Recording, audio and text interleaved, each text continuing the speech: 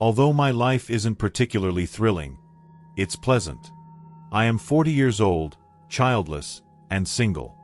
That may be disheartening to some, but to be honest, I don't mind. I live in a good home, have a reliable career, and have no one to answer to but myself. I work as a bartender in a nearby town at a posh rooftop bar that caters to customers who consider ordinary bars beneath them. My home, however, is in a fairly average neighborhood about 20 minutes away. I don't live anywhere close to that level of luxury.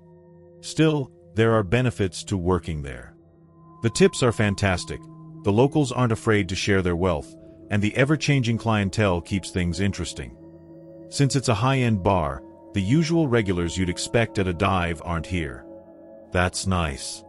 Some customers get uncomfortably close to me, or to any bartender, really, and I never like that. I prefer to keep to myself, but maybe that's just me. I suppose I should mention that my name is Kevin. That will be significant later. Friday nights are our busiest. As usual, the venue was packed. Couples on date nights, groups of friends clinking glasses, and a few people who likely came in just to feel valued.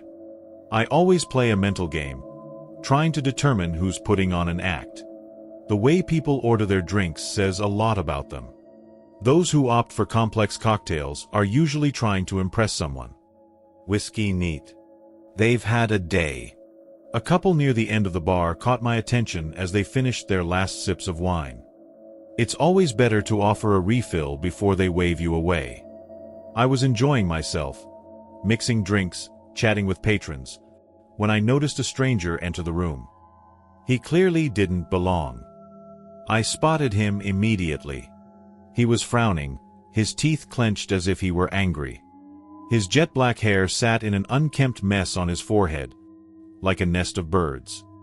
He wore a worn leather jacket over a plain black sweatshirt that looked like it hadn't been washed in years. It was covered in stains. But his expression, filled with rage, was the most unsettling thing about him. He walked straight to the bar but didn't sit. He just stood there, staring at me. I wondered how he had slipped past the doorman. Trying to keep my tone casual despite the uneasy feeling creeping over me, I cleared my throat and asked if I could get him something to drink. It took him an oddly long time to respond. He kept glaring at me as if he were about to lunge. Finally, he muttered, "I want a double shot of Jaeger." I grabbed a glass, poured the shot, and nodded. We don't serve Jaeger very often. Most of our customers prefer something a little more refined. But I'm not one to judge a person's taste. After placing the drink in front of him, I moved on to serve other customers. When I returned to charge him, he threw crumpled cash onto the counter. That confused me. Almost no one pays with cash here. But again, I had no right to judge. As I turned away, he finally spoke again. I still remember his words clearly. "Kevin, I knew I would find you here." I froze. A cold wave washed over me. I quickly met his gaze, my mind racing to process what he had just said. Setting down the drink I was holding, I asked him how he knew my name. I kept my voice low, hoping he would understand how serious I was, but I didn't want to cause a scene. He didn't answer. He just kept staring at me with the same burning rage. Finally, he said, "I know what you did." Before I could ask what he meant, he turned and walked toward the elevators. I thought about chasing after him, demanding an explanation. But I hesitated. I was on the clock. I couldn't just abandon my work.